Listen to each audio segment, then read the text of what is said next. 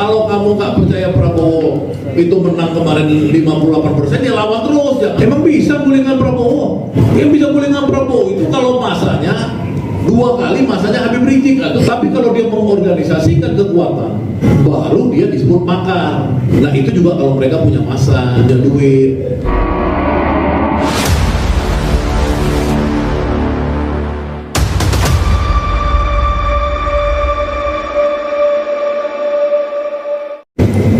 Semua cara pandang kita ada tesisnya, ya. Tesis saya bahwa Prabowo adalah sosok strong leadership. Kalau bahasa kasarnya orang bilang diktator, bahasa saya itu lebih sedikit, ini saya bilang benevolent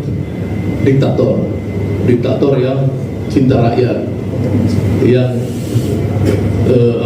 baik hati. Nah ini kan perspektif ini kan tentu untuk orang seperti saya yang hidupnya puluhan tahun di dunia aktivis, pergerakan, elit dan lain-lain. Saya bersentuhan dengan Habibie, dengan Gus Dur, dengan SBY, ya, yang levelnya presiden, dan bersentuhan dengan tokoh-tokoh besar bangsa ini, baik yang lahir di zaman kemerdekaan. Saya bersentuhan dengan Abdul Haris Nasution, salah satu yang membuat saya jadi aktivis itu namanya Abdul Haris Nasution. Saya bersentuhan dengan Muhammad Natsir, ya, ketika semua mereka menjadi petisi 50. Jadi kan saya mengenali orang juga. Nah, ketika saya mengenali karakter Prabowo ini, dia itu cinta negara, ya, national interest-nya lebih tinggi daripada personal interest, jauh lebih tinggi. Kemudian dan lain-lain, dia itu sempurna, almost sempurnanya. Tapi kemudian dia, kalau dulu kita nonton, misalkan perawat disarang penyamun, misalnya kayak gitu, ya kan? Dia memang disarang oligarki kemarin. Ketika dia mau merayap itu bagaimana untuk bisa masuk menjadi presiden, itu kan pilihan strategi, ya. Jadi waktu saya tanggal 30 April ketemu beliau, 30 Januari ketemu beliau di Kertanegara, dia kan juga komplain, kenapa teman-teman sama saya benci, seperti Pak Amin Rais, kenapa benci sama saya? Saya kan ikut membantunya buat Partai Umat apa segala, ya kan, jangan ini dong nuduh saya pengkhianat. Dia ngomong gitu, ya kan, karena buat orang-orang yang mendukung Prabowo dari dulu seperti saya atau Amin Rais atau banyak diantaranya itu kemudian menuduh Prabowo pengkhianat karena meninggalkan perjuangan bergabung dengan Jokowi. Tapi kan kemudian kita bisa kemudian melihat dalam teori post factumnya, kan kita lihat dia ternyata berhasil mendapatkan kekuasaan itu. Nah, maka kita kemudian bilang, oh syukur alhamdulillah, ternyata orang yang kita dukung ini memilih jalan taktis yang bagus, sama-sama terjal juga, berhasil jadi presiden. Seperti Munarman tadi, yakin dia, ini orang punya pikiran, punya idealisme. Persoalannya nanti ada 2 kelompok nih, satu yang pengen diajak berkuasa, ya kan, satu orang yang ikhlas. Nah, tinggal di situ nanti teman-teman lihat variasinya. Kalau orang yang merasa mendukung Prabowo tiba-tiba tidak diajak, tapi dia punya nafsu untuk diajak, maka mulutnya mulai gatal loh. Ya, saya nggak mau sebut nama, tapi saya banyak tahu gatal gitu loh. Karena dia bilang kenapa bukan gua. Ini siapa? Nah, siapa enggak? Kenapa? Siapa? Inisial. Makanya saya bilang, gua ini jubir Anies. Makanya gua nggak pernah minta apa-apa ke Prabowo. Tahu diri. Lu kagak milih Prabowo kemarin, kenapa lu mesti minta menteri? Kenapa lu kan kira-kira gitu tuh, kalau orang-orang yang mendukung Prabowo kemarin kan juga mengatakan gitu. Kenapa Jumur kagak ada, Rocky Gerung nggak dukung Prabowo bisa dapat gitu, bisa kayak gitu, ya kan? Kan itu kan kita juga harus inilah gitu. Nah, insaf juga sulit memang untuk melihat dalam peristiwa demokrasi ini. Kita nuntut kita kagak dukung. Saganda jubir Anies, kenapa lo jubir Anies? Kok lu jubir Anies mau nempel-nempel Prabowo, minta sesuatu, bisa kayak gitu orang tanya ya kan. Nah ini penting buat kita ya, semua orang politik itu belajar bahwa demokrasi itu risiko. Kalau kamu nggak percaya Prabowo itu menang kemarin 58%, ya lawan terus, jangan mencari ini dan jangan takut. Ini kan orang kadang-kadang kalau kita mau gulingan Prabowo, lu pakai apa gulingan Prabowo? Ngomong doang.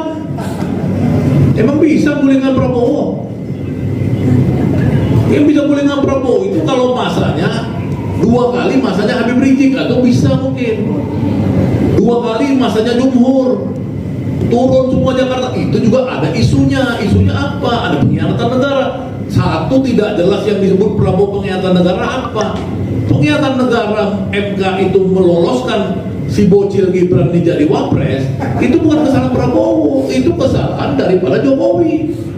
Dia mulai menempatkan adik iparnya si Anwar Usman itu di MK untuk memainkan itu karena dia mau politik dinasti. Dia nggak jadi 3 periode, maka kemudian diserahkan kepada anaknya. Jadi di situ Prabowo kan nggak salah. Maka kemudian orang terbagi 2. Kita mau gulingkan nih dua-duanya atau gulingkan Gibran doang, iya kan? Kan di situ. Nah persoalannya ini kan kita nggak ada masalah asal kita memang mempunyai basis legitimasi ngomong. Artinya apa? Artinya misalkan dia bilang melanggar konstitusi, nah kita tanya Prabowo di mana melanggar konstitusinya?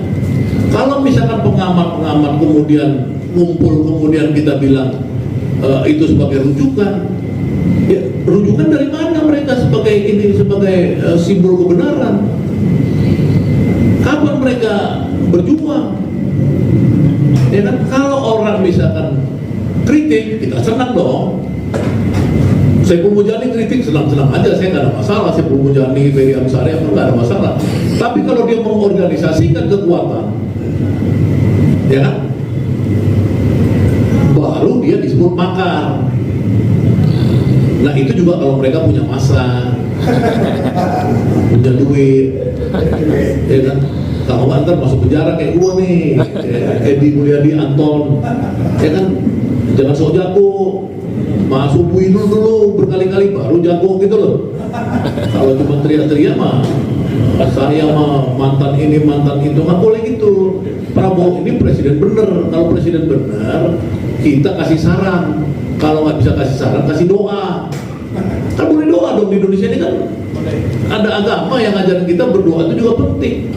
Kita doain dong Prabowo. Saya dari dulu di Mekah, saya di Mekah nih. Waktu saya bulan September di Mekah, ya. September lalu, saya doain Prabowo dan saya nggak mengharapin jabatan, doain dia demi Allah.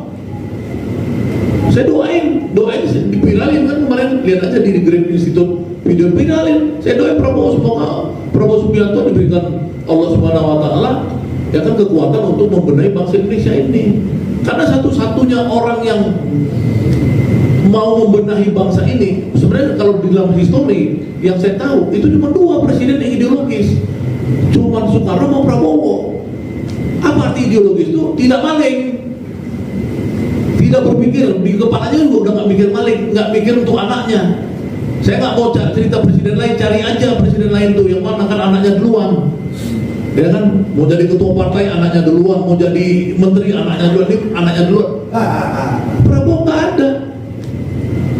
Yang mojok-mojok kemarin supaya ponakannya jadi gubernur BI apa orang lain juga. Dia bilang enggak, belum pantas tuh. Kalau mau didorong deputi dulu, jangan gubernur. Itu yang saya dengar nih, ya kan? Jadi artinya sebenarnya Prabowo ini orang benar. Kalau orang benar jadi presiden, maka orang-orang nggak benar ngelontorin uang untuk buat keributan. Nah mudah-mudahan orang-orang itu jadi musuh kita yang ngelontorin uang itu. Kita sama-sama Prabowo, kita tangkap itu orang, kita gebukin, kan gitu harusnya kan? Bukannya malah kita tepuk tangan sama mereka. Saya berharap saya datang kemarin ke forum jurnalis Merdeka ini, terutama ada Edi di sini teman saya, ada si Gunawan teman saya dari Bandung dulu, udah pergi Gunawan ya? Ada. Jadi kita udah saling tahu dari dulu, kita ini hidup memang untuk berjuang. Nah, kembali ke Jumhur 1/10 karena memang Jumhur ini ideologis, IQ-nya tinggi, pengetahuannya luas, jam terbangnya udah ada, Apakah seorang tokoh buruh tidak bisa mengurusi lingkungan seperti pertanyaan Bung Eka atau harapan Bung Eka tadi? Saya pikir bisa aja, karena tokoh lingkungan itu kan dia agak sifatnya itu general, umum. Itu siapapun orang kalau amanahnya itu dia lakukan, dia ngurusin itu, mudah-mudahan secara teknologi, teknokrasi itu bisa. Ya kan, karena di situ bidangnya agak umum nih, gimana cara kita ngebersihin sampah, gimana cara kita tuh pro lingkungan hidup, itu kan lebih umum ya. Jadi bisa lah Jumur itu. Insya Allah Jumur itu akan menyelesaikan beberapa hal seperti persampahan, ya penebangan ilegal logging, apa segala gitu. Insya Allah, karena Jumur itu setahu saya susah disogok tuh. Ya kan, kalau dikasih duit sama angkot mau dikata ya kan, bukan uang untuk ngerokok apa segala dulu atau di penjara kita gitu. Tapi kalau disogok Jumur susah. Jadi mudah-mudahan dia di lingkungan hidup ini kuat dengan orang-orang yang mau nyogok dia. Gitu loh. Dan Jumur, apakah Jumur ditanya siapa tadi Gunawan bicara Jumur dan Islam? Jumur itu tokoh Islam lah. Jumur itu kan tokoh ICMI, pendiri ICMI, Ikatan Cendekiawan Muslim Indonesia. Masa bukan tokoh Islam? Pasti dia tokoh Islam gitu loh. Ya artinya dari segitu. Jadi dia itu mewakili kelompok Islam, mewakili kelompok buruh yang sosialis. Itu udah pasti mewakili orang Sunda juga. Ya kan, Sunda itu kan 60 juta, 100 juta berapa di Indonesia ini kan, dia mewakili juga karena dia tokoh dari Pasundan, paguyuban Pasundan kalau nggak salah saya. Jadi artinya dia mewakili aspirasi lah gitu. Jadi mudah-mudahan kita di sini forum jurnalis ini kita sama-sama, karena kenapa penting forum-forum seperti ini? Karena kita harus tahu bahwa media-media alternatif seperti ini, tokoh-tokoh media alternatif seperti ini itu bisa jalan keluar dari yang ditakutkan Anton tadi. Karena semua media-media mainstream dan lain itu kebanyakan berbayar iklan, dibarter, akhirnya siapa yang kuat bayar dia nggak bergerak. Bukan soal pemerintah loh.